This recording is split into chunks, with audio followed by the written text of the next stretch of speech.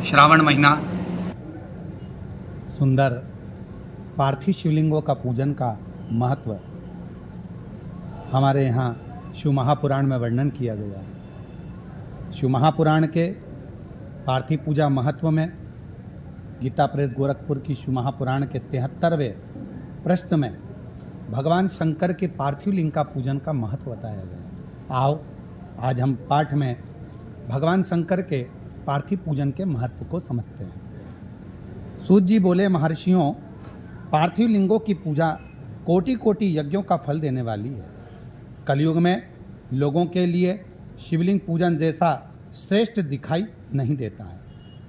यहाँ पर सूत जी महर्षियों को वर्णन कर रहे हैं कि कलिकाल के अंतर्गत यदि पार्थिव लिंग का निर्माण किया जाए और पार्थिव लिंग का पूजन किया जाए तो वो निश्चित ही हमें फल देता है। वैसा दूसरा कोई साधन नहीं है। यह समस्त शास्त्रों का निश्चित सिद्धांत है। शिवलिंग भोग और मोक्ष देने वाला है।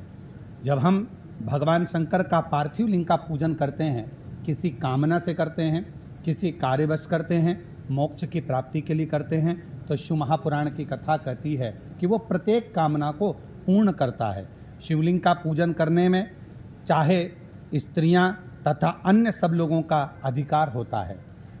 हम ज़्यादातर लोग कहते हैं कि स्त्रियां शिवलिंग का पूजन नहीं कर सकती या भगवान शंकर का अभिषेक पूजन नहीं कर सकती, पर यहाँ पर स्वयं सूत जी बोल रहे हैं कि शिवलिंग का पूजन करने में स्त्रियों का तथा अन्य सब लोगों का अधिकार है।